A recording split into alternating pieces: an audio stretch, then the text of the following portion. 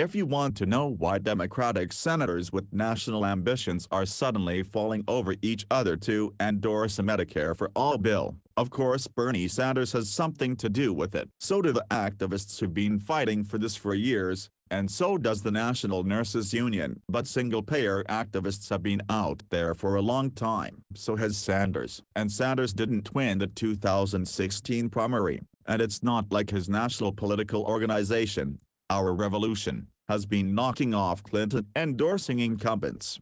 The critical difference is Donald Trump and, to an extent, the broader Republican Party. Their relentless efforts to undermine the Affordable Care Act are undermining the pragmatic rationale Democratic leaders offered in 2009 for pursuing universal coverage through a system reliant on private insurance. The hope was that by aligning with key industry priorities, they could not only minimize short-term disruption but turn Republican Party buy-in and stabilize the system. It hasn't worked, and the extent to which Trump is doing everything in his power to undermine the ACA's marketplaces underscores that it won't. It's still difficult to see exactly how we get from Sanders' squad of high-profile co-sponsors to workable legislation that can command congressional majorities. Sanders, speaking to Vox's Jeff Stein, called on the United States to join the rest of the industrialized world in recognizing health care as a right, but in practice his bill promises a more generous, and thus expensive, benefits package than any foreign country.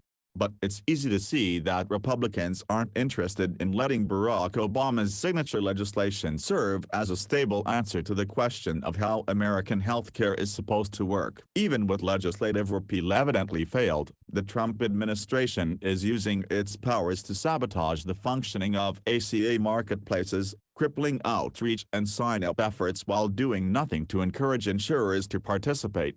So unless Republicans have a sudden change of heart and get Trump to try to make the ACA marketplaces work, Democrats are going to have to keep fighting back. And if Republican administrations are going to actively undermine public-private marketplaces, they have nowhere to go but left, pushing for a larger role for government-provided insurance that can't be undermined as easily.